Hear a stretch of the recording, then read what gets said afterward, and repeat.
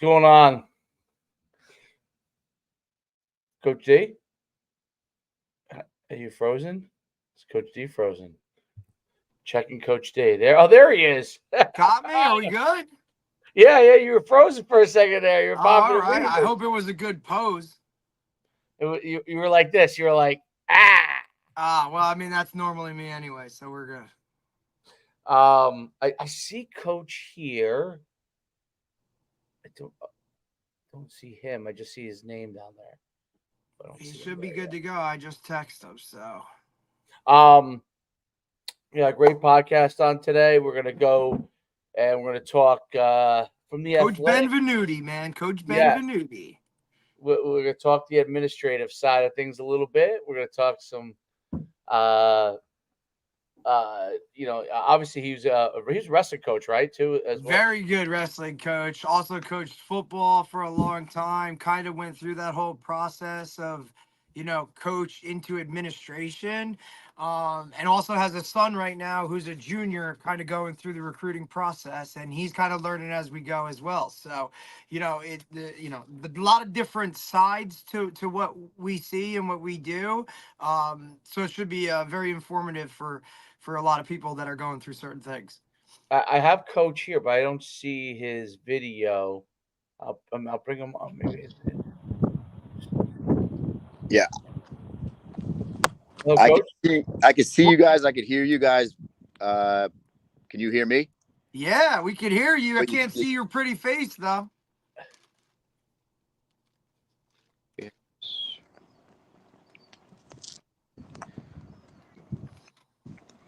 I don't know why it's not. You could try, Coach. Try going out and coming back in. Okay. All right. And then we should be all right. Coach, how you doing? You all right? Me? Yeah, you good to go? Oh yeah, I'm good. A little Travis Hunter action last night. Holy hell! Oh, yeah. How'd you enjoy the game last night? How'd you enjoy that game? Stud, dude. He's all over the place. 134, 3 tutties, I think. Ed Shador played very well. I heard that. Must be that Nike NIL deal. Well, North Dakota State was winning at halftime 2017. I was kind of hoping that they were going to drop that one and then run the table. They were going to drop who? The first game, like lose to an FCS and then just run the table. Who? Colorado? Yeah. I don't know if they're that good. Are they over 4 wins? I don't let's look at their schedule. Because he was 4 last year. Well, he's got one. And now he's not talking to reporters, so he better figure something out. He's got Nebraska next week. Oh, no way, dude. Absolutely not. You don't think they can beat Nebraska? Nope. I think Rule has that thing up and back where it needs to be soon. I think they played Nebraska last year, right? Didn't they beat them? Maybe. Right, because it was early in the season, I think, right? Because didn't they rip off all of their wins last season in the early part of it?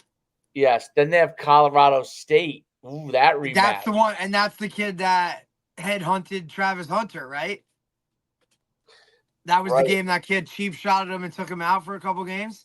Colorado State could have won that game. And then they have Baylor. I don't know how good Baylor is. I don't know how Baylor is. UCF. That's Malzahn. That's going to be a tough one. Especially since they can't stop anybody. Kansas State, that's going to be tough. Arizona's going to be tough. Cincinnati, I don't know how good they are. Texas Tech, I don't know how good they are. Utah, obviously, is going to be tough. Kansas will be tough. Oklahoma State will be tough. Kansas, I heard, is like a big-time sleeper. They're thinking playoffs possibly for Kansas. Yeah, they're rated 22 to start. Could you imagine that? A couple years ago, they were straight doormat. If Colorado got 6 wins, that would be. But I don't know. It's gonna be. So you know who their OC is now, right? Shermer. Right. That's crazy. The Giants coach.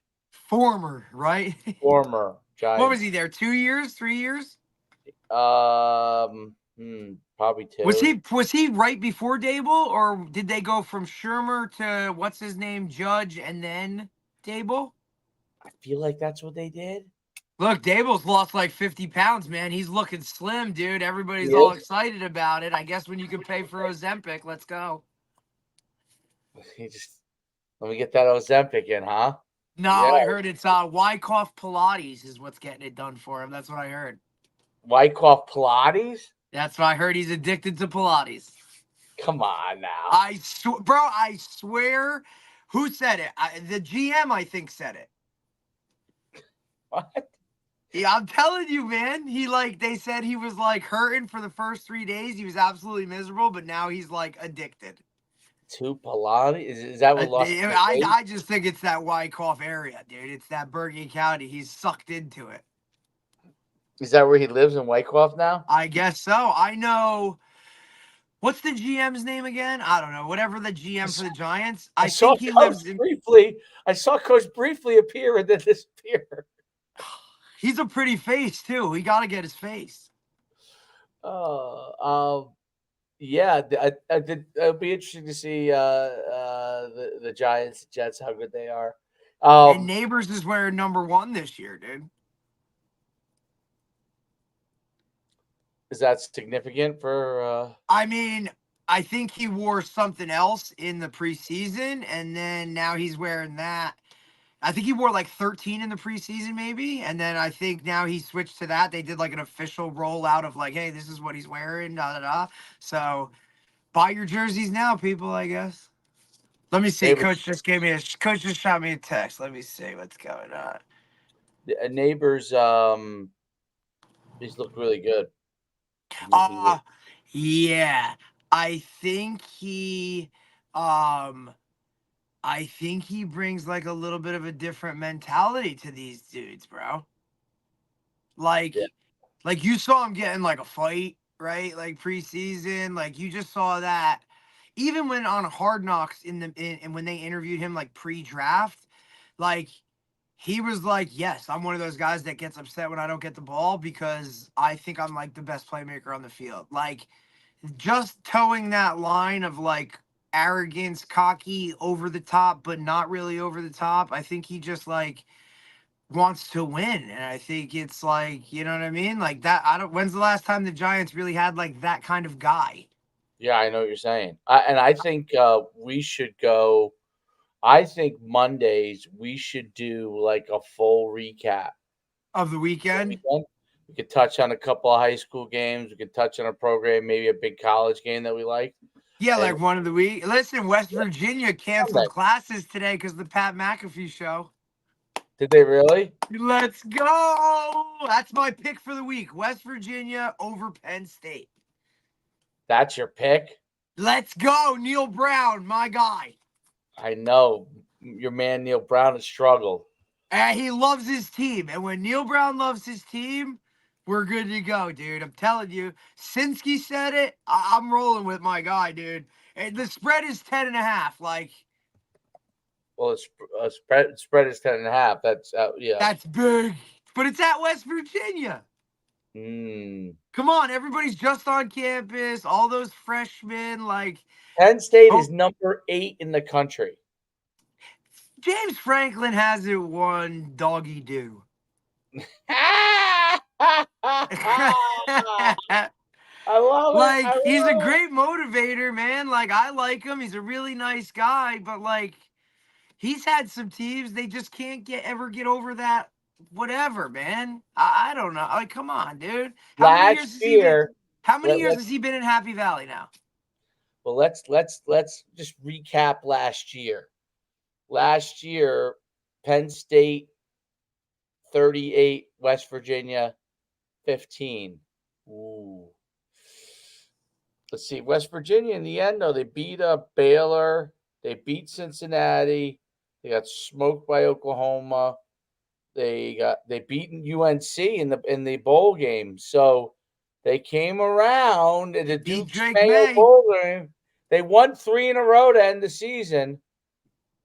That's your sleeper pick, huh? Well, and I honestly think like if he doesn't do something this year, there's no way he's staying. Well, that's probably He's like got to win for his job, dude. So everything, he's emptying the tank. Whatever can be, will be, and happen. What's the big game this weekend? You got Miami, Florida. That's a big one. That's a big one. That's a huge game. This weekend there is a lot of right. They were saying that isn't Georgia Clemson this weekend too. I'm pulling it up. Let's see. We got this weekend. We got Clemson, Georgia tomorrow at 12. Ooh. 12 o'clock kickoff. Okay. Oh yeah. Today we got Oklahoma plays Temple. They're gonna kill. Oh, good God! Oh my God! Really? Money game. Yeah. Penn State, obviously West Virginia. Let's see. Iowa plays Illinois State. They'll kill them. Tennessee plays Chattanooga. They'll kill them. Oklahoma State plays SDSU. I mean, no, that's South. What's that? San Diego State? No, it's South Dakota State. So that's okay. Little FCS money game. Listen, Monmouth just went out to Eastern Washington and lost. What was the score? 40-something, 20-something. Classic Monmouth game. Score 20-something, like, and then lose. It's not bad. Eastern Washington's usually pretty good. Yeah, they played on the red turf. Yeah, the red turf. And Eastern Washington, that's cowboy country, Eastern Washington. That's Cooper Cup City. Yeah. What town is that in? Podunk. Eastern Washington. Where is that located? Cheney, Washington. How many people have ever heard of that? Never. I know it must be near. I heard it's on the Montana border or something. Right. Like you're talking Yellowstone here.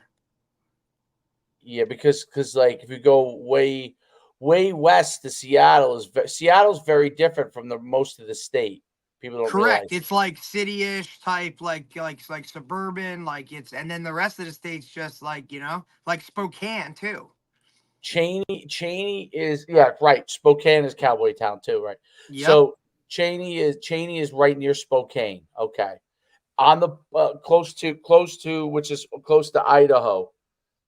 That's a cool area. So is Pullman. Pullman's all the way by. I'm all for that, dude. I'm all for cowboy country. Like, I would love to not have service on my phone for a little bit, dude. Like, don't talk to me. We're good. Like, I'll show up and be there when I need to be there. But, like, when I go home, like, you can't contact me. That can't be that bad. Think about it. We live in this state where we literally live on top of each other, man. That's got to be great. It's like so amazing. God, like as long as I can drive to a downtown to get what I need, I don't have to live near. I wonder if they have Wawas there. Is Wawa across the country or is it just? I don't know. The pizza's gonna suck though. What? They have pizza Wawa? No, I'm just saying in general. Like you can't. You're not gonna have a pizzeria. Like shit, dude. Like you're gonna have to be eating bison burgers and stuff. That sounds good to me, bison burgers. Carnivore diet can't be that bad, dude. No, I would love that. Oh, there's Coach. All right, sorry. Coach. All right, we're good, man. Had to switch devices. Sorry about that. Hey, you're good, buddy. You are all good, Coach. Appreciate you taking the time. Excited to talk to you. Thanks for having me. Another school year coming up, bro. Yep. Another school year, another season and school year of sports. So all good things. Passaic Valley, good sports, bud. We're trying to get it back to better days. Things have definitely turned around recently. Good crop of kids have come in and stayed home. Some kids have transferred back, so that's always helped. And our new superintendent, he's now going on year number 4. He's just made some tremendous changes with spending money in the right places. Obviously, turf, field, and lights, number 1. And huge. Then we're not talking lights, Dave. We're talking like club lights, man. Like flash them up. Let's go. Like Rutgers status, dude. Oh yeah. Little Falls, what's up? Yeah, it's definitely helped. Back to the days when Steve Gertie was the coach back. Yeah, Gertie was the coach in the 60s and early 70s, and then Sauter had some really good teams. But Basaha in the 80s was the guy that really put that program, into Van prominence. Zyl, didn't you have Van Zyl who won a title? Van Zyl, state champion coach, great guy, absolutely. 1986, he won a state championship. Legend. Very, very cool. So you're working to get it back to that era. Coach, Give us the whole background of coaching for you, and then how you Sure. became athletic director, that kind of journey. Cool. Sure. So I was really, really young, right out of college. I was an assistant coach at West Essex for wrestling and also for football, freshman football coach there. I was all but 22 years old, I guess. And then right away after one season, I got into being the head coach for West Essex at wrestling, and did that for 5 seasons as the head coach, 6 total there, including the year as the assistant. Um, Coached at Passaic Valley for 1 year of football in between there, and then went back to coaching football. I played for Coach Chet Parlavecchio in high school, and him and I remained close always. He's my guy. I love that guy. I learned so much from him on and off the field. He brought me back to coach with him at Elizabeth High School. Did a few years down there coaching, and then ultimately became the head wrestling coach at Passaic Valley High School, where I went to school, and teacher and coach there for 11 seasons, coaching football as well, and then got into administration as the athletic director. So journeys bounced around a little bit, but all really good programs, really good people that I've learned from. Coach Drozjak at West Essex, legendary coach, gentleman of a person, just a really good guy who got a lot out of kids from building strong relationships. Learned from him early on. My guy who brought me into West Essex as the wrestling coach, Anthony Manella. He was also a really strong, great wrestling coach at Passaic Valley High School when he coached me. He was a football coach as well. Still to this day, I literally just hung up the phone with him about 15 minutes ago. So remain close with him. And then obviously Parlavecchio, learning from him. Many levels of coaching, just, growing up to be an adult, being a man, so many things learned from that guy. And then Bill Johnson, I coached for at Passaic Valley High School. We've had Coach Jay on. Coach Jay's been on. I've just been so fortunate to learn from great people, and then obviously kind of forge your own path as a coach, and now leading into being an administrator. But definitely the people that I've learned from have really influenced my life and my coaching career in the greatest of ways, and I appreciate them and owe them so much for that. Yeah. Well, what's been the biggest transition going from being a coach to being an administrator? Great question. I think many coaches probably look at, and I was guilty of this, looking at the AD role and thinking, well, I could do that. That's not hard to do. And there's just so many things behind the scenes that most people or many people don't even know about. The hardest transition for me, when I was the head wrestling coach, my little team of 30, 40 guys, whatever took place in that team, in that locker room, good, bad, or indifferent, I can control it. I can fix it, make it better, handle it. When you become the AD, there are so many things that are just out of your hand. The weather, we're in an officiating shortage at this time. There was bus driver shortages. There's just so many things logistically that are out of your hands, and you got to fix on the fly, put out a fire, or find a way to make it better. Or sometimes there is no answer, and it's, we're going to sleep on it and figure out something tomorrow.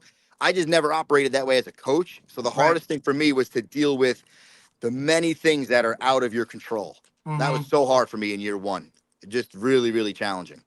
You have to be much more, I guess, adaptable to what's going on and flexible. And that's hard because then the coaches, as you know, are usually inflexible on what they want to get done because they want to get certain things done within their program, and then the rubber meets the road on that. So I'm sure that's always a challenge. You brought up referees. I'm just curious because there is definitely a shortage there. Like, how does that process get managed, especially in football and stuff? You had to deal with it, Dave. Dave coaches his son 9U on Sundays, and those 3-man crews, man. Like, hey, buddy, like you got to call something or do something. And listen, I'm sure you took over how many years ago now? This is the start of my 7th year as athletic director. Right. So you were athletic director through COVID too, which I'm sure throws 1,000 wrinkles into everything. But nightmare. Now, like you said, post-COVID, obviously there's a referee shortage. Like, how does in that all work? sports, right? In all sports. Right. Yeah. Across the board. Doesn't matter, baseball, football, soccer, basketball, wrestling referees, volleyball guy, like track. How does that whole thing come together? It's tough.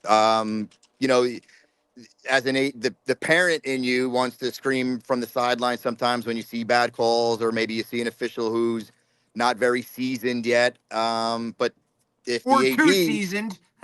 well, yeah, you do see that. But again, some of the guys that are older now, and maybe people think they got to hang it up. If they didn't hang it, in a way, it's a good thing they haven't yet, because there's not enough guys coming through to take their spots. Right. The challenge is, kind of, hey, I'm not a parent or I'm not a coach, I'm the AD. If I'm yelling and screaming from the sideline, of course the crowd is going to do the same, and the coaches are going to think they can do the same. And it's Right. trying to be diplomatic and understanding it's a tough situation.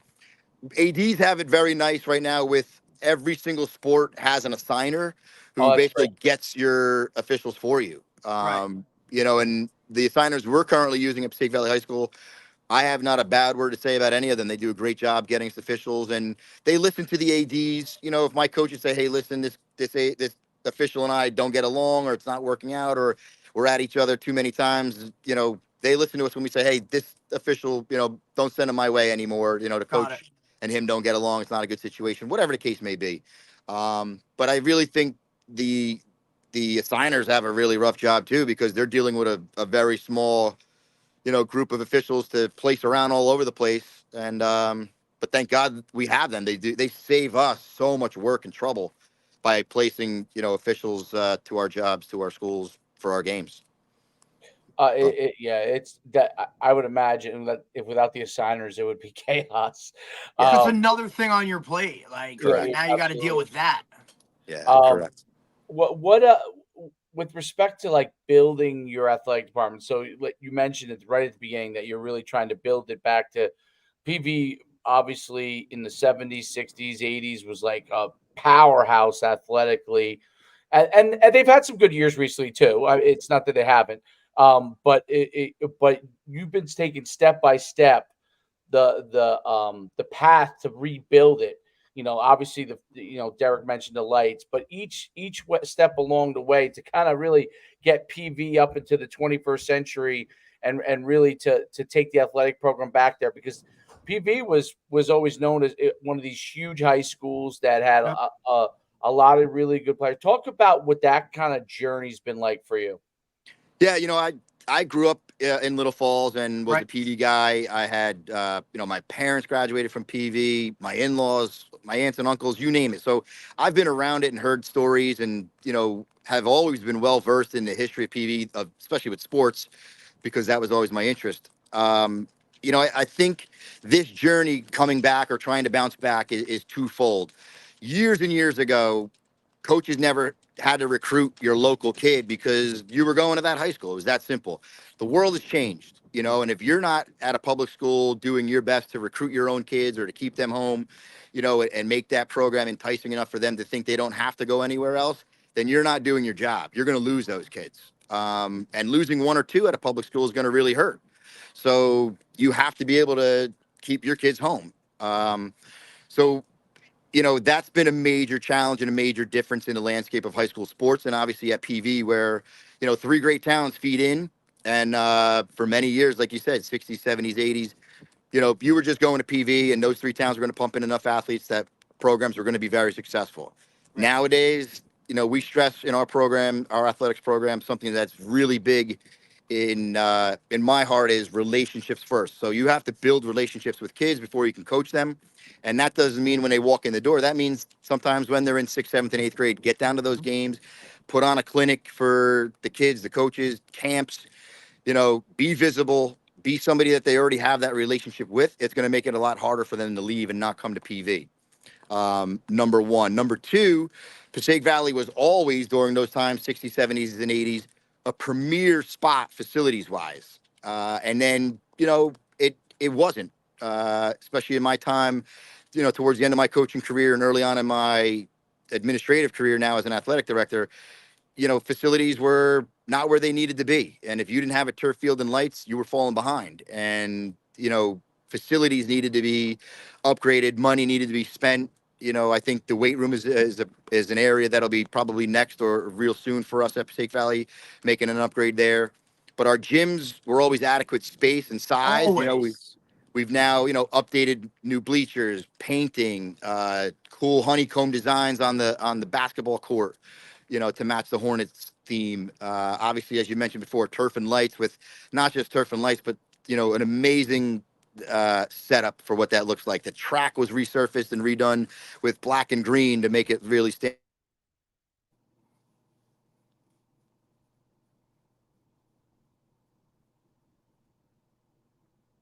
Did we lose him? I see him there. And I know what he's talking about because I coached there 2009, 2010. And like you were saying, and even growing up, because those three towns were in our youth football like pool.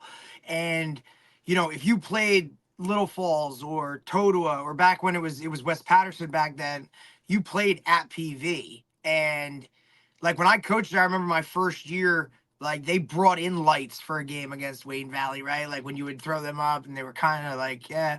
But when they upgraded, I'm telling you, like, talk about a premier spot to play a Friday night game, especially with like, the way the kids are now. Like facilities seriously matter. It's really important. Like, and Dave, we've seen it where we've been.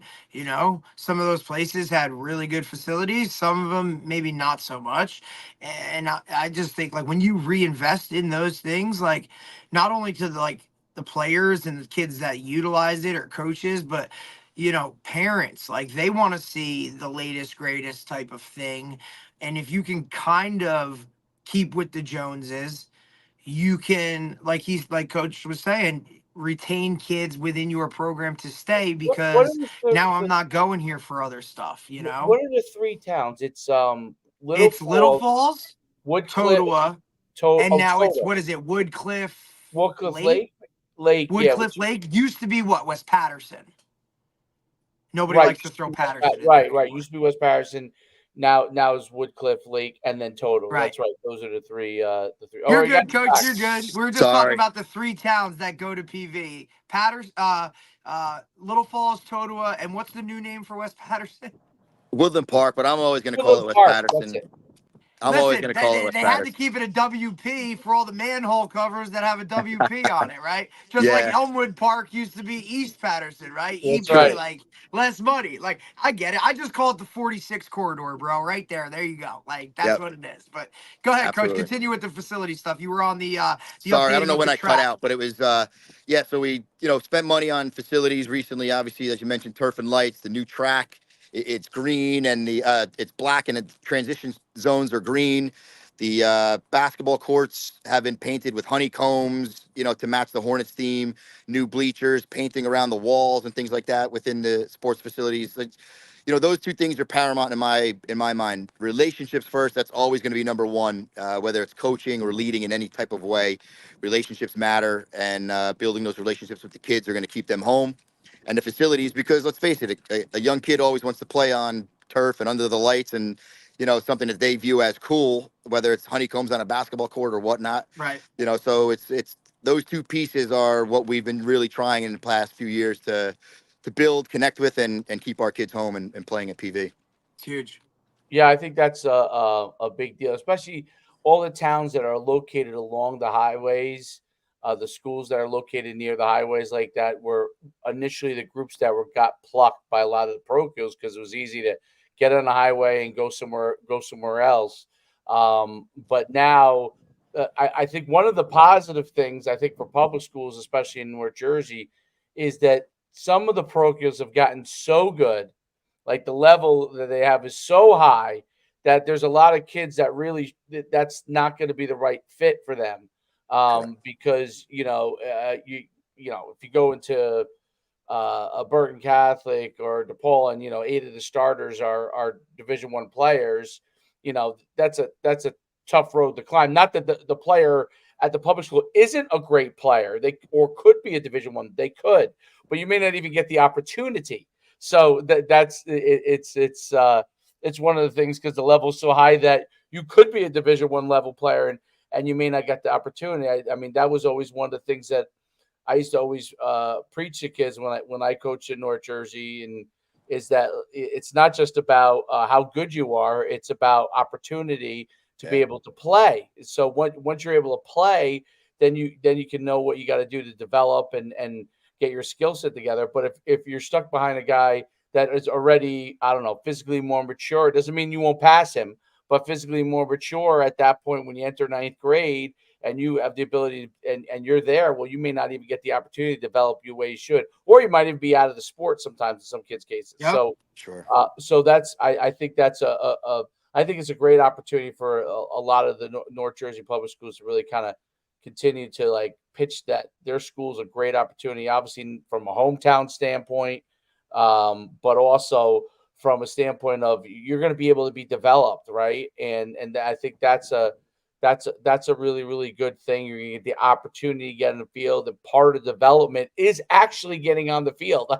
I think parents sometimes forget that actually part of development is actually getting on the field to be able to compete. It's not just running through practice all the time too. So talk about what you know you're seeing, like you're hearing from like the athletes that come to your school now, that what they're looking for, from coaches and stuff like that, because I think that's one of always the most difficult thing, is hiring as an athletic director and bringing on the coaches that you feel can interact with the community and bring your programs to the next level. Yeah, that's another area where we mentioned before the transition from coaching to becoming an administrator or an athletic director.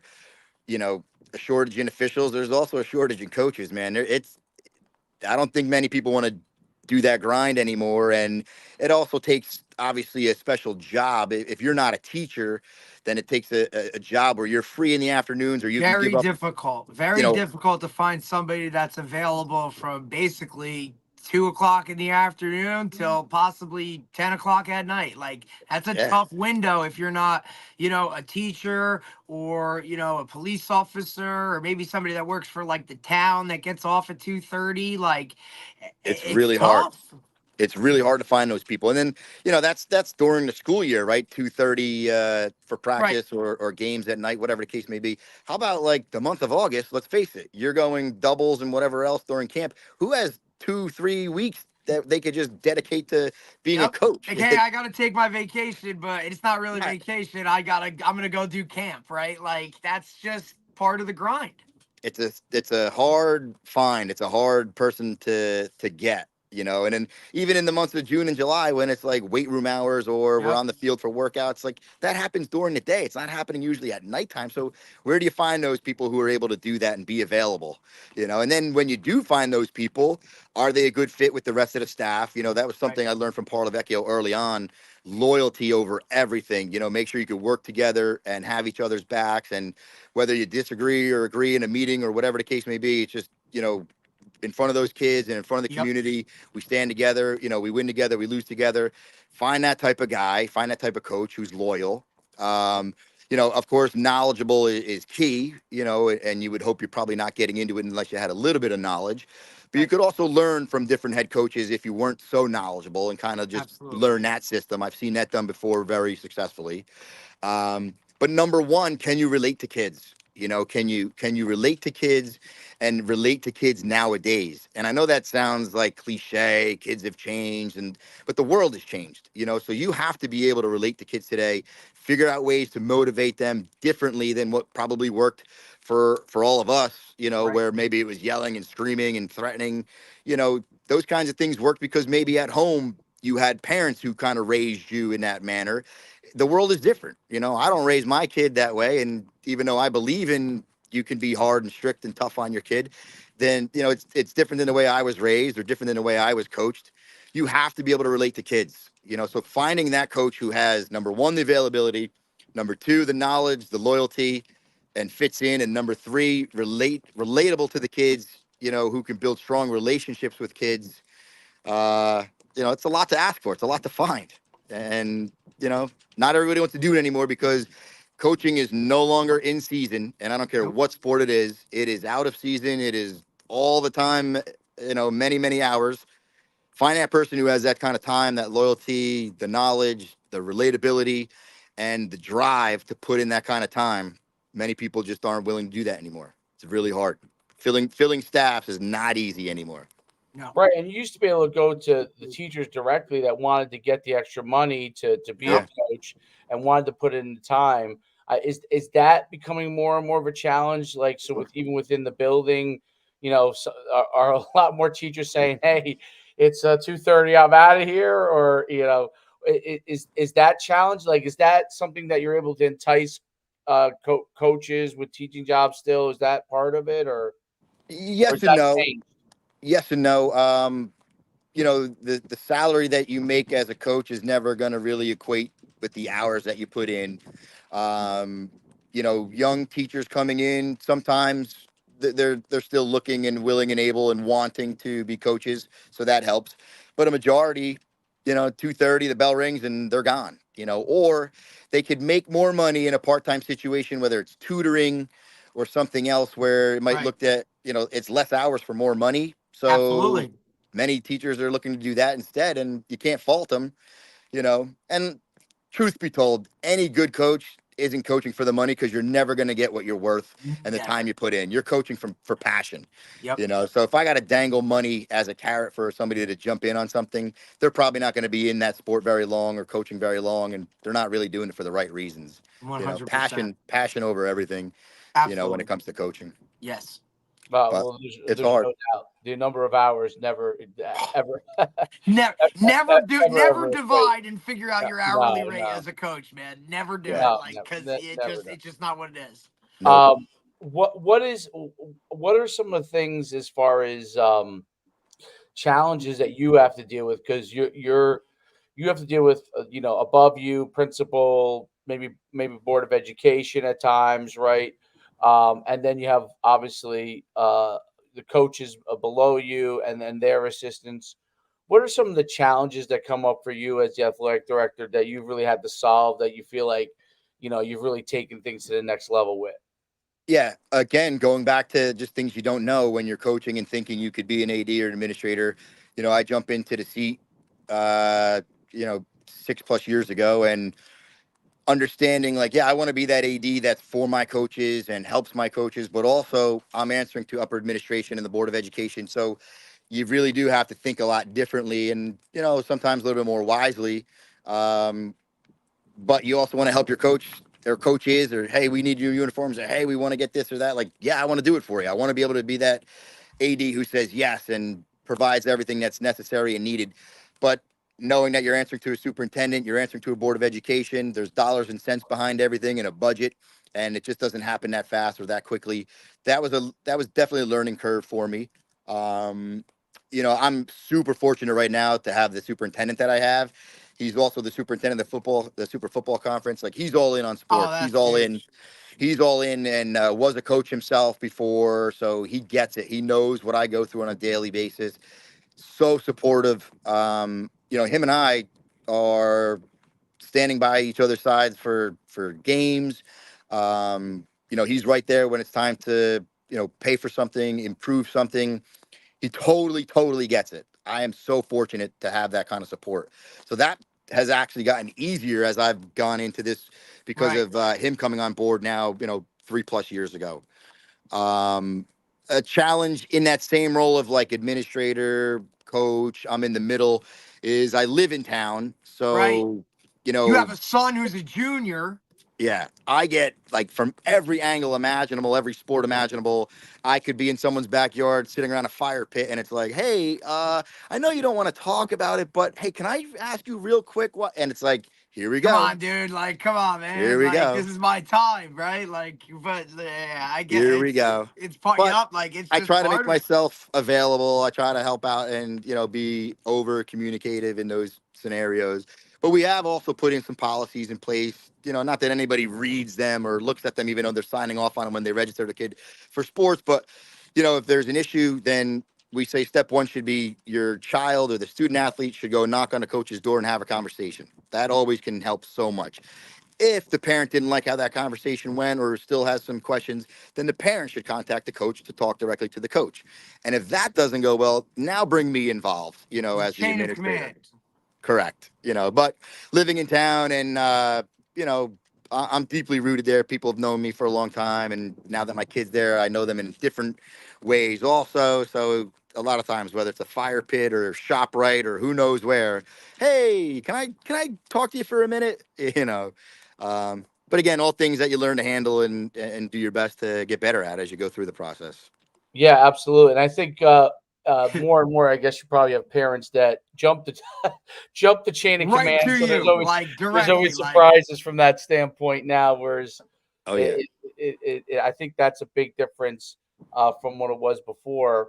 But I guess that's all part of it. The multiple constituents that you have to deal with, and the multiple parties from that standpoint. And obviously, BOE is always parents sure. usually anyway, right? Because right. they're elected from the town, so it's that kind of a thing. It's really really interesting how the athletic director is really the guy in the middle of everything, and the person that gets pulled in all these different directions because you're an administrator and a sports person at the same time. Yeah, It's it's a very very unique, high profile position within every single Absolutely. school district. So yeah. it's you have a tremendous amount of influence and power at the same time that both sides below you and above you have a tremendous amount of power that they yank at you for what their needs is. It's a very very interesting position, and you see that from an athletic director at all different levels. I wonder budgeting wise, Ooh. yeah, how you've been affected, and have you had to utilize outside fundraising for things? I'm not sure how much that has changed over the last 10 years or so. Yeah, when I first became the AD, day one, it was like, hey, listen, we're going to cut this from the budget in athletics because we were hemorrhaging money basically to Passaic County Tech at that time, and it was fairly new to us, and not knowing how many kids. Oh, Ah, isn't it? Listen, I'm sure he'll be right back and he'll yeah, apologize like crazy. But to me, Dave, like, because we've always been kind of like the coaching side of it, yeah, and for the most part, just to like, you kind of understand it, and like, you really kind of think about the role, like you were just talking about, how you're definitely like a middleman, middleman. just trying to keep everybody happy. And depending on the size of your school, season to season, how many coaches you're trying to keep happy. On top of it, now you have to deal with people above you that are telling you what you need to get done. And then sometimes those people have people above them, right? And then ultimately, public school, you have to listen to an entire board that's basically determining certain things here or there. I mean, it's like And the you're a freaking budgetary constraints too, which are a yeah, whole like, hey, I know, like, we need this, or I know we need this, but this has to take priority, and we can only have so much to make it happen. This year with a budget, or that year with a budget. You're like, what's that guy? Like a marionette? You know what I mean? Yep, yes. Guys, I'm sorry. I figured out I just blocked it, but every time I get a phone call on this phone, it's kicking me off the Coach, Oh, you're an that's what it is. athletic I director, figured that man. might be Like, what you're it an is. athletic director. That thing rings nonstop, dude. Like, nonstop, nonstop. So I apologize. It's probably the worst podcast you guys ever had because I'm getting no, pissed not off. even I close. couldn't get Listen, No, signed on and in. we had a Coach It's a mess. DeMayo. I think after it, like, he probably just went and downed a whole bottle of Jameson because he was so frustrated coming on. Coach, you're good. Go ahead, continue. Yeah, but like as you said, you're pulled on both ends because you want to please your coaches and be loyal to your coaches and help them out. Then upper administration, and especially like you said, board of ed could be parents also, or board of ed slash administration. Maybe they're not athletic people or coaching type people. Like they don't understand when you're trying to Right. go to bat for a team or go to bat for a coach or a program. Like they're just not getting that. And when I first became an AD, and it was like, hey, we're cutting from your budget. We were Oh, hemorrhaging money to PCTI. Didn't know how many kids would be going there, how much money that would be every year. So to prepare, we were just kind of slashing all over the place. So like, how am I going to succeed? I'm thinking like I'm going into this job. I want to succeed. I want to get kids new uniforms. I want to improve facilities. We got to make things better here to keep kids home. And it's like, oh, hey, we're going to cut 10% off your budget. And it's like, well, now how am I doing that? Coach Schuman, you talked about like getting creative outside of the budget. every team right now is doing whatever fundraisers they can to, creatively grab some more money. And, I tell the programs all the time. I tell parents this all the time. When I was a wrestling coach and parents would say, well, what can we do to raise money? And what do you need for your team? I would say, I don't care what they're wearing. That's not going to make them a better wrestler. I don't want, don't buy them sweatshirts or this shirt or that shirt. Help me get another coach on my staff. So, we say volunteer coaching, but we're creatively fundraising to get more coaching. Like that's a budget piece and it's a union piece, a teachers union piece where they're probably not going to add more coaches to a staff. That's just unlikely, but if you're creative and you find some funding to pay for a volunteer coach, to me, that is invaluable. It's like if you had 3 teachers in a classroom instead of 1, the chances are kids are going to absorb more and learn more. Absolutely. I find it to be the same way in athletics. Put more coaches on your staff, that are going to help make an impact on your child, and help those kids. That's where money should be spent. But every program right now is doing some sort of outside fundraising, from the budget to, make that experience better for those kids, the program better for the kids, whether it's for volunteer coaching, or, maybe it is like a throw in extra uniform or something, that the kids find cool or exciting, just again, to enhance your program, enhance that experience for the kids. Right. You got to be creative. Yeah, there's no doubt, and that's like an arms race in itself. Like not just facilities, but like what you're wearing, what But even like equipment, right? Like yep. You think about like, and different sports have, some sports have way more needs than others. Like, you're talking about football. Each kid is wearing how much money worth of equipment that is needed. It's not like basketball where you're shorts and a t-shirt, and there's 75 kids on a football roster and there's 12 on a basketball team. Like that stuff is where you really gotta, like you said, get extremely creative in the ways that you can raise money. You also have to kind of know your town or your area in terms of like what people are going to do or what they're looking for to support, right? Like some people don't need something back, right? Like if I can send a $50 donation, like we're good to go, right? Like I don't need cookie dough or wrapping paper. Like, dude, like you've heard of like everything you could possibly think of under the sun. And coaches get creative, and it's really kind of part of that whole process. Like, not only do you have to be part of this team and play, but if you want nice things and better equipment and more coaching and that stuff, then you got to work and sell this program for itself.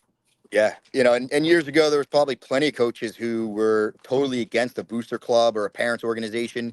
But I would say right now, you really need that. Let's look at where football has gone. Do you think a head football coach wants to organize a travel trip to Florida to play an out-of-state team and booking flights and all that? They shouldn't be doing that. But if you have a parents group who's able to do that for you, because honestly, a lot of those trips don't even come through the school. No.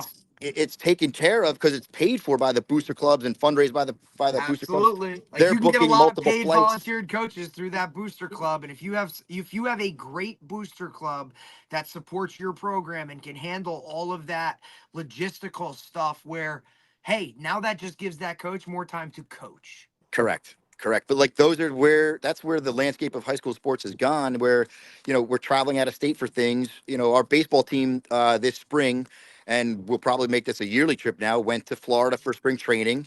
And, the booster club took care of the nuts and bolts of all of it. It was great. And they raised a ton of money so that the kids went for next to nothing for what the experience they got. Absolutely. But you can't do that as a head coach and still try to coach. You need those people to help you out, where years ago, coaches were against having a booster club and, it's they that didn't whole want to be bothered with that type of control thing that I feel like older coaches were extremely territorial. This is my program. This is how I do it. Blah, blah. Now it's like, all right, wait, if I can have somebody that can handle that, like, okay, great. Now we can go and focus on what really the whole thing is and like actually coach and get to the nuts and bolts of that, where they handle all that other logistical stuff. Yeah. So you need all those people to help out and make that program grow, and those are things that kids want these days. They want to travel. They want to go they want that experience. That might be the only time that they ever get to travel as part of a team in that retrospect. I mean, you look at a school. Well, I think a lot of them do. I think actually you get the flip side of it is that a lot of them do travel maybe with travel ball. Yeah. So they're used to it when they come to high school. So they kind of have some level of expectation that maybe we'll travel once in a while with high school because they have travel with some form of travel ball Yep.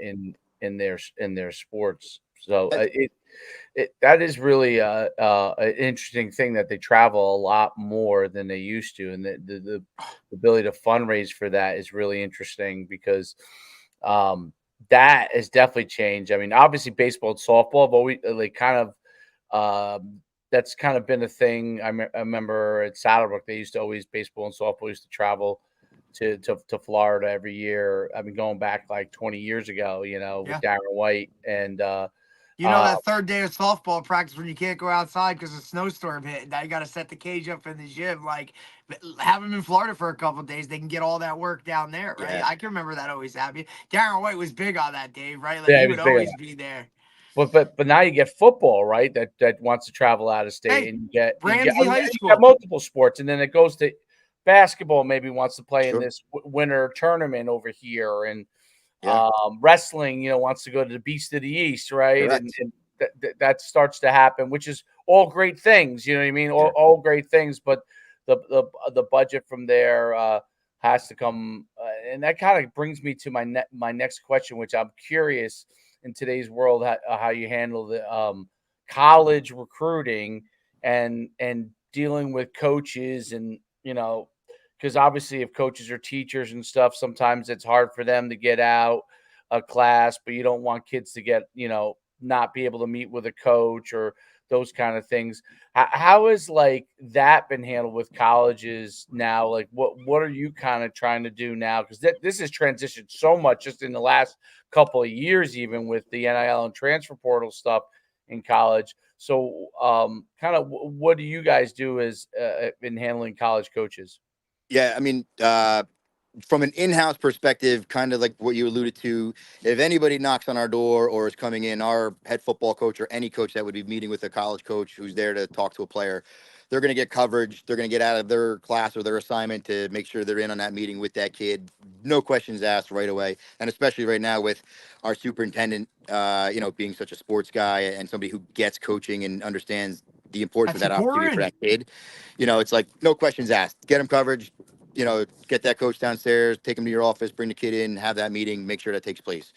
What I'm currently going through and learning all of the other end of, being a parent and seeing how the recruiting landscape has changed, opened my eyes, and thankfully Derek has been just a tremendous resource of mine. Like, hey, what do I do? How do I get started? Where do you go? Because it's different. When I was a kid, everything went through your head coach. So if it wasn't happening through your head coach, you weren't getting recruited. Now it's the head coach is like last to get involved. It's you better be on Twitter. You better fill out questionnaires on every program you want to go to or think you can play at. You better get to prospect camps. You better get to combines. You better get your name out there, exposure out there, highlight video out there. And it's on you and it's on your parent to like make those things happen. It's so different, but I don't know that everybody understands that. So now that I've learned, a lot in a short period of time from Derek and going through it this summer with my son, getting that ball rolling, I feel like our school needs to do some sort of a, seminar or teaching lesson with any potential parent, or kid who has interest, no matter what sport or what level. Hey, listen, your son is a freshman, your daughter's a freshman. Here's what you need to do, and here's how it gets started. And now, moving forward each year, kind of have that refresher course with parents, where like me as the AD / going through it with my own son can help, with various perspectives. But just so that people understand what is involved, because myself included, former coach, former D1 athlete myself, I wrestled at Seton Hall University. It just was so different. I had no clue how any of this really happens nowadays. Mm-hmm. And there's got to be way more people in my boat, and to help them and kind of educate people just to get that out there, I think is, really important. Something that we need to do now as a high school, helping kids and helping their parents. Well, that is a monumental change because of the fact that recruiting has continued to evolve at such a rapid pace. And once they put in the transfer portal, that affected high school recruiting in certain ways.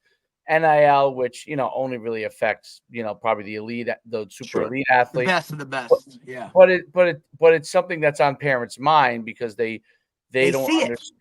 Yeah, they see it. They don't understand it. What does it mean? And then you hit the nail on the head with the fact that like coaches are sometimes the last to find out about things. I remember we had Coach Dunn on from Old Japan, and they every year they'll have a Division I kid, FCS kid, and they're a public school football program, and he coaches obviously basketball, girls basketball as well. He's had a lot of great girls basketball players. And so, he talks about how nowadays it's like when he had the Fuller brothers, like they came to him, they talked to him about, and now it's okay. He's finding out, what they're requesting of the player after the fact. Right.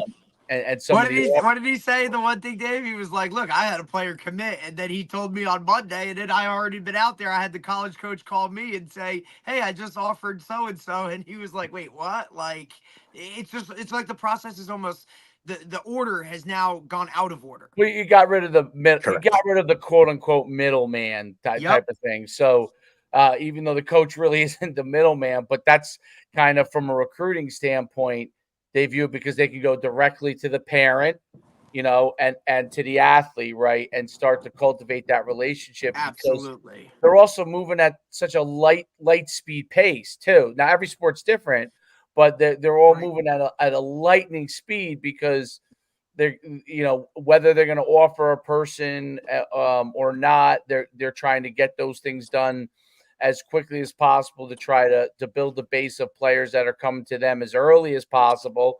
And it goes for all levels. And then you have like at the Division III level where they're in waiting to see who falls through, and not just falls through, but who can come to them, like what kid's leaving where.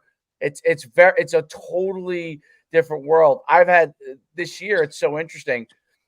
Players that I've worked with, I've had kids that had offers, multiple offers at Division I, and when they figured, it's time for me to commit to lock it in, they've said we're going to have to wait on letting you commit because of the fact that we're going to wait for the transfer portal in December to come out, and whether we'll have a spot for you. And there's multiple different reasons. We overoffered, we so on and so forth.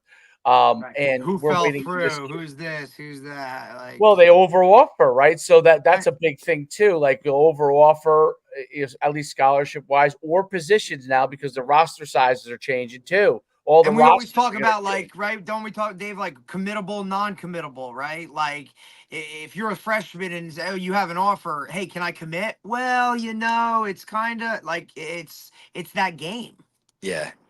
And it's frustrating for the parents and the coaches and the players because they go on social media and I would say like, yes, there's a lot of offers being spit out, but it's probably the same kid posting over and over who keeps getting these offers. It's like these 15 or 20 kids that are, when you see the top tier kid who comes in with 50 offers and he goes on Twitter every time that he gets an offer, you start to think, oh my goodness, everybody's getting offered, but it's the same dude, same kids, right? Yeah. So that's also very confusing for kids and parents. Like I can't.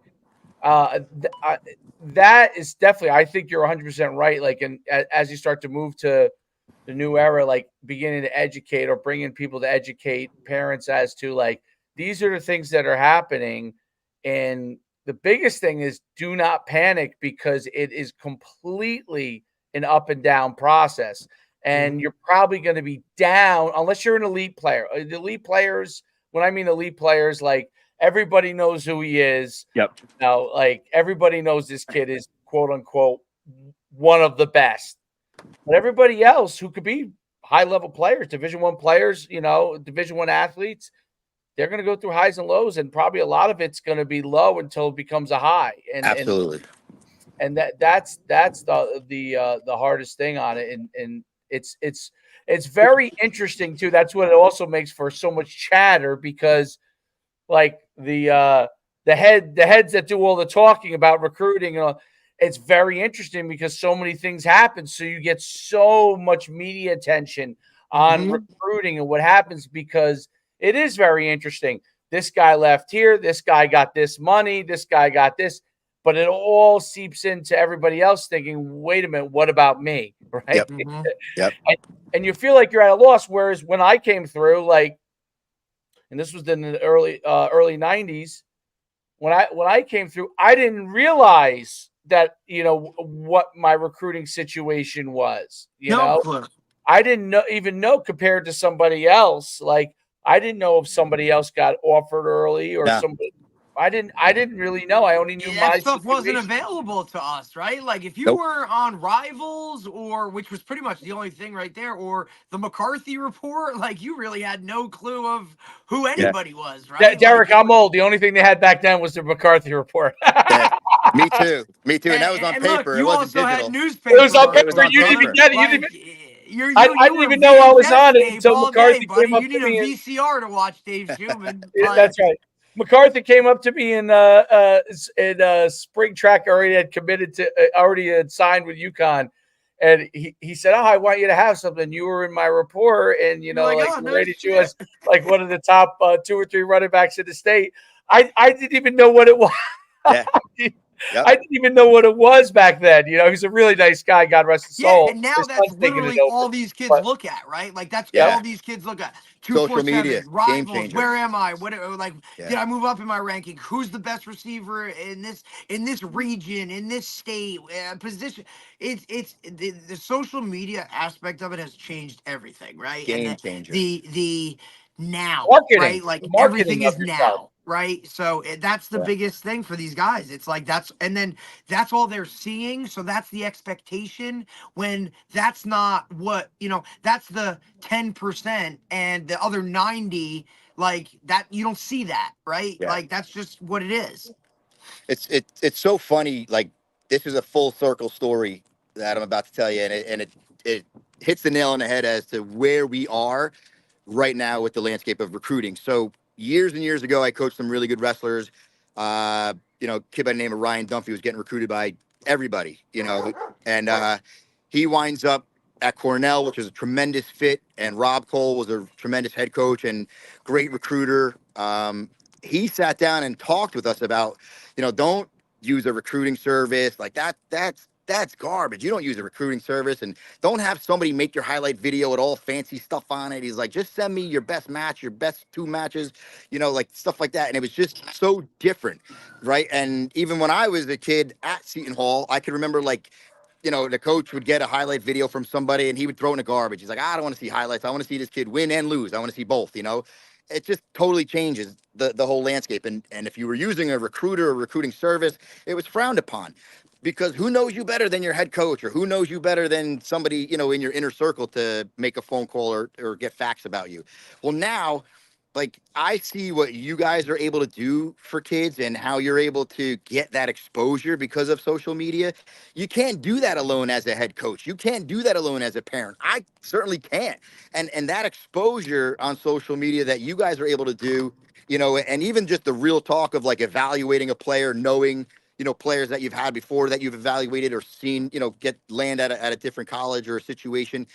Your knowledge of that and your ability to reach so many more people is absolutely a necessity nowadays, where, like, that has totally gone full circle, where we're being told, don't use a recruiting service. Right. We're not going to listen to a recruiter who knows nothing about you. To now, you need to use a service, in my opinion, to help you get boosted, to help your exposure increase. It's completely different nowadays. It's amazing. Well, marketing, which is something that you would have laughed at in the old days. Yeah. Okay, marketing a player, like coaches would have frowned upon marketing a player, and that's the biggest thing that has changed, because me and Derek have talked about this. The biggest thing to me overall in sports is that so many more people are involved in playing sports. So when I was in high school, which was the 90s, which to young people seems a long time ago, but it really wasn't that long ago. And there were kids that had to get jobs that could not play sports, right? Yes. They might have been good athletes. They really had to go to work, right? Nowadays, from the time they're young, kids play all different types of sports. A larger pool of people are playing sports. And so a larger pool of people, because of digital media, because you can send the huddle link out or whatever. The coaches are getting so many more pieces of film than they ever have gotten. More athletes are playing sports. More film is getting in their hands earlier than ever. It's like when I talk to college coaches, it's literally a clutter. They have guys now that are just going through got kids that are on the lowest level just to say, hey, coach, take a look at this guy. Like this is a guy to even take a look at. So if that person doesn't see it, or you don't have a relationship with a coach or someone who you can say, hey, literally simply, can you take a look at this kid's film? And it makes sense. They're vetting almost for them to like weed that out, because how many DMs and emails must college coaches be getting on a daily basis? We talk about it all the time. And a huddle video. And it's like, even like huddle. Okay, I got to sit through the ad first. Now I got to watch this film. Like the rule of thumb, right? You don't want to have a 10-minute huddle video. Like if you're a college coach, you probably don't have a ton of time for that. So it's like, hey, maybe it's a lower level GA, a lower level coach, whatever, maybe vet through that. You go weed that out for me and send me what you think I should be looking at or seeing or responding to. It's an intern because they got to be getting that's looking at this stuff, flooded. They must be getting flooded with that kind of stuff. Well, we had on Tyler Siskey, who used to be at Alabama and Ole Miss and quite a few places. He was with Nick Saban and so the highest level. Yeah, the highest level. It was really interesting what he said about recruiting and on how, like, he tells kids that they should have. It's not like, for example, a running back. He said will put all his touchdowns on the first part of film, but it's really not all about that. It's about these long runs that show how fast you are. These extremely unbelievable plays. So even if you gained the yard on a play, but you shook 5 guys because you didn't have any blocking, which happens sometimes in high school, right? Sure. Those are clips they have to be super dynamic to keep them to get attention. And it probably doesn't need to be more than a minute or two for them to really make a decision on this guy's athletic enough or not to be able to do it. Now, every sport's different. Wrestling's going to require different things. Basketball is going to require different things. But I thought that was very enlightening as well, in the sense that basically nobody has time to go through all this stuff. Exactly. We need to see that you are great for our level, whatever that level is. We need to see that you're great for that level right now in the first several clips for me to even consider that you're a guy that I would look at. And the rest is basically tossed in the garbage, which I found is really, really interesting. And then you got to come back around if you do all of a sudden get those kind of clips. And then the other part was that it was pushed so far forward, meaning like young wise, where they'd rather try to make a decision on a guy earlier and then worry about it if he isn't as good later on, meaning he looks like he's going to be that good right now. Let's offer this guy. And if for some reason 3 years down the road he hasn't developed and he isn't, he didn't grow or he never got any better or he didn't work hard, then we could just kind of move on from him at that point. Right. And we've seen that happen. I mean, with guys that we had in our club, I don't want to mention it, but we had a receiver that was a big time receiver, had a bunch of offers and ended up having nothing in the end. Never committed quick enough. Because he was just waiting for that next best thing, and the coach was open and honest with him. Like, hey, there's 2 guys that could fill this spot right now. Like, kind of like, hey, you should pick this or you should whatever. And he was like, I'm good. And now it's like, dude, now you're nowhere. Right. Went from 10 to 0. So that has to be very, very, very confusing. But you're 100% right. Like, seeking out advice on it, and every person's situation obviously is very, very different too. Yes. Like, there is no core. There's no cookie cutter way to do core it. Tenements. Yep. Exactly. Yeah. There might be some core. There's some core tenements how to get yourself out there, but I would say almost no core tenements about each person's situation. Right. Each person's situation is pretty much customized because what level you're at, how many what position you play. Yeah. That goes for There's any so many, I sport, think, any like sport. intangibles, right, that go into it. There's So so many. many ingredients. And Dave, how much often do we talk about it? Like at the end of the day, you can do everything you're kind of like supposed to do, and it still might not work out. Yep. Yeah. That's the crazy part too. That like That's the hardest part of this whole thing. We're telling you, trust the process, trust the process, trust the process. And like at the end of it, it's like, well, coach, I trusted it, and look what happened. It's like, yeah, Yeah. sorry, bud. Like this is just the situation, my You know, favorite and, is and that's the hardest part. the quarterback position because It's insane. almost everybody that you get a film on can throw. They can Sure. all throw, and almost all of them now are somewhat some kind of a dual threat, right? And what's so interesting is they could all point to a Kyler Murray of the world at 5'9", 5'10", Right. that became a Division I player. And there are a lot more 6'6", 6'1" quarterbacks that get Division I offers. But I've also seen, and I've worked with some of them, 6 feet, 6'1" quarterbacks that struggled to get offers. And Absolutely. if you were to watch his film next to another person that got Division I offers, you would say there's very little difference. So there's all these intangible things that are not always, Not always the case. line up. So it's very, very, you don't know how early that person who got an offer, that person might have been lucky enough to get one early, was out there early enough. You don't know, you don't know the situation as to a coach fell in love with what this player did versus you, or you don't know how many offers they already have out. So you're coming around here, and yes, it may look equatable. And then the level of competition, right? Like in wrestling, that's probably a huge thing. Absolutely. Who you wrestled against. Yeah. Derek, do you remember Steele? You used Yeah. to. So Steele's going to Felician on Division II Nice. scholarship. He was he started wrestling late, was a very good wrestler in high school, but hadn't really gotten to that point yet. Went to Brookdale College for a year, wrestled against all the college kids because you could wrestle in all these open things, as you would know, coach, right? Wrestled in all those things while he was at Brookdale and did so well, beat some of the guys who went to like the NCAAs and stuff like that, got himself a Division II scholarship, right? So it's so crazy and how it all is. What has your experience been as you're trying to navigate it Yeah, yourself? I touched on a little earlier, the old school mentality of like, well, the coach and what I knew, whether it was getting recruited way back when or going through it as a head coach, it's completely different nowadays.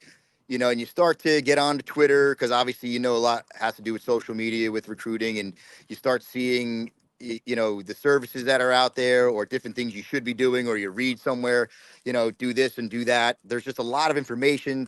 You try to process it all, make it into your little plan for, your child and what you're trying to accomplish. You know, for me, being a coach and a former player and former football coach, I could at least understand with my son to know, like, hey, let's talk about grades, where you might be able to get in or what schools you're looking at, number one.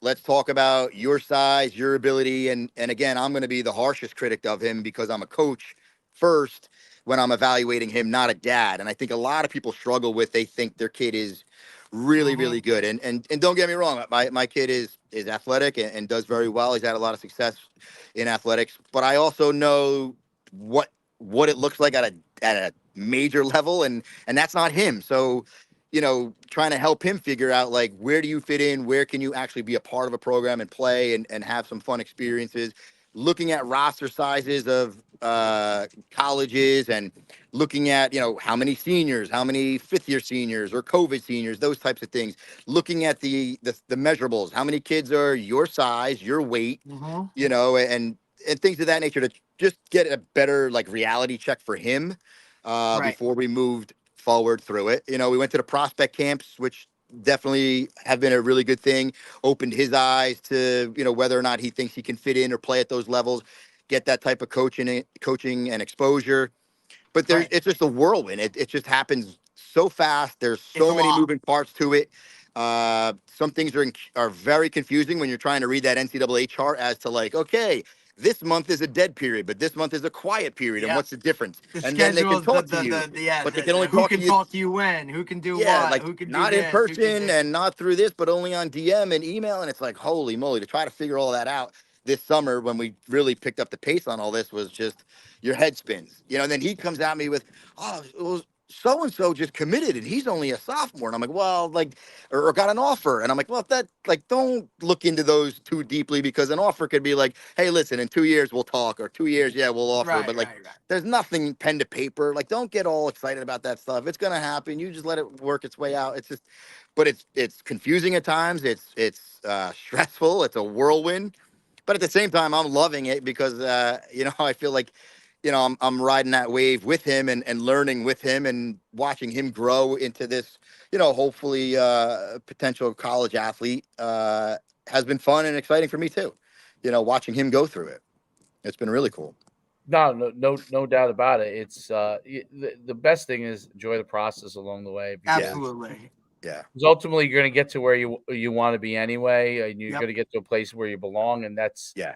that's And where it's you a get to fun time for both of you, right? It's Right, great as yeah. a father to see, like, hey, my kid's kind of wanted. It's good for Yeah. him to feel kind of wanted. Like, a lot of guys just get so ingrained in it. Like Dave said, like, just enjoy that process, because Yeah. it is, a once in a lifetime type of thing. And it's something you could be talking about years down the road. And you don't want to look back and be like, well, I didn't really this or that stuff will all come together at the end. Like, he'll find the right fit. It'll all be good. Like, just enjoy this process right now of, just the whole, like the whole gamut. Yeah, the coolest part of this summer, because kids get busy and they get locked in on their, PlayStation or whatever they're playing, or their social life and social media.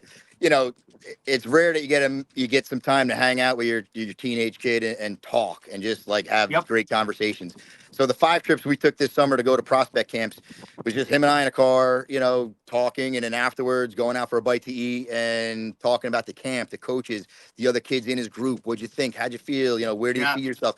Like, that's just like, I'm a coach and a dad, and we're talking sports and talking recruit. Like, it's the best of both worlds. And that Awesome. part has been so much fun, and then talking to him too about like, well, like, hey, we're doing this because I believe in you and I think you can be, that type of talented player.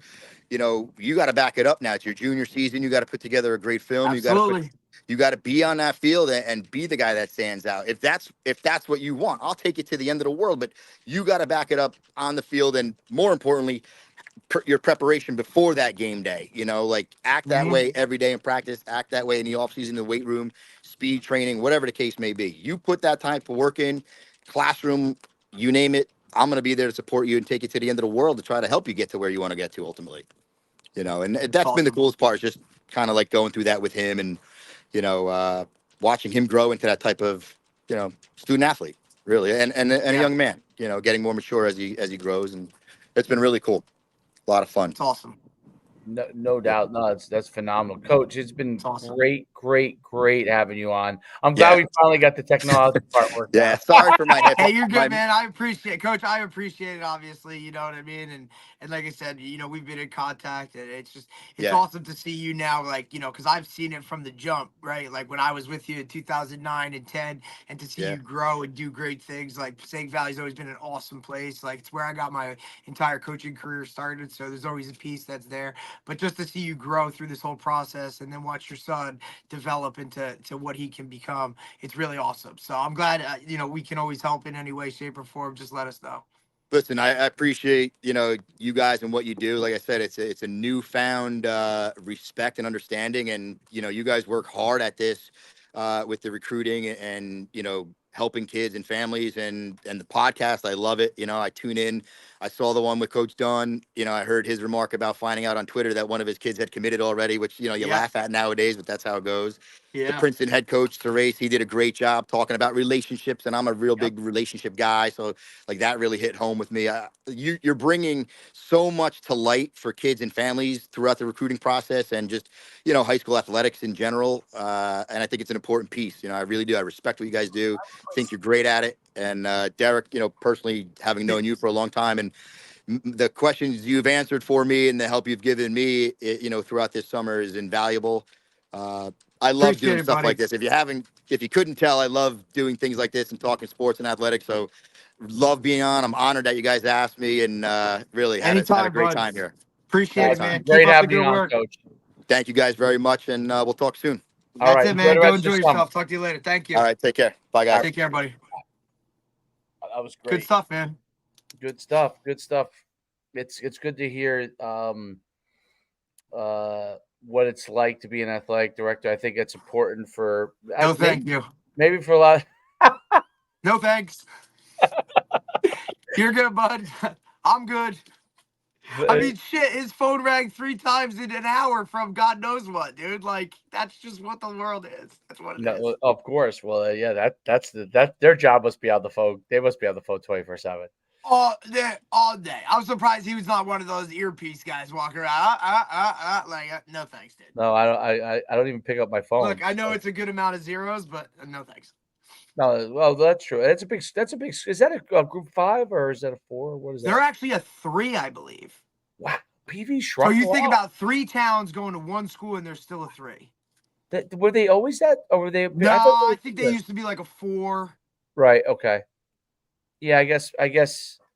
Population wise, although in general, I think. And remember, the socioeconomic dynamics of those 3 towns have, like, you know what I mean? Like, have changed in a lot of ways. So, like, that's something that, you got to navigate too through all that process. So he does a great job, though, man. He does a really great job. Like, I've known him for a long time. He was a hell of a wrestler himself and a hell of a wrestling coach. They've always been a very good wrestling program. And then, like, I know when he got back involved, when Coach Parlavecchio came back, he got back involved in football. Like, just overall good dude that understands sports are needed and sports are a part of the process, and just continues to help, like, that whole school and just athletics in general grow. So I'll always be a fan of him, man. He's awesome. Yeah, no doubt. He was really good, and it's interesting to see PV how they're going to evolve, because PV was like I said, it's one of those, like, well, there's certain high schools that were like, right, and like you hear that high school's name when I like, grew up, yeah, oh wow, they have huge kids there, absolutely, dude. Oh my god, they're always some big ass dude. I'm like, what? I don't have to hit this kid. Oh my god. Well, they were legend, because when I had Steve Gertie as my head coach. Right. For a few years, and but he kind of, I think he built his success primarily at PV. Absolutely. They were known for having monster linemen. Always monster dude, like just big dudes. But big dudes. Like I said, it's like I said, it kind of went, what way for a while, but you can tell, like, they have the right people in place now, right? Like he said, like with a superintendent that understands all that kind of stuff. And that's important, because that's where it all comes from the top. Like, yes, he has to answer to a board, but you get the right people on the board, you're good. Absolutely. All right, let's wrap it up, and we'll see you next Friday. time. Yeah.